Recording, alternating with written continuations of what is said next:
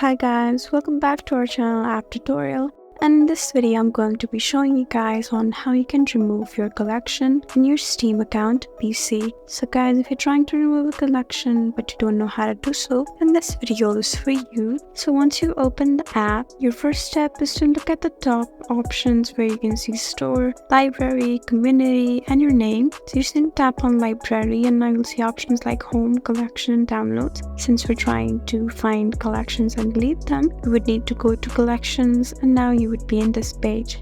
So you can see your collection right here. So in order to delete it, you just need to right click it like this, and now you'll see options like rename collection and remove collection. So if you want to remove it, just go ahead and tap on remove. You tap on remove again, and as you can see, the collection is no longer here. So guys, that's how you remove collection in Steam PC. Hope this video was helpful for you.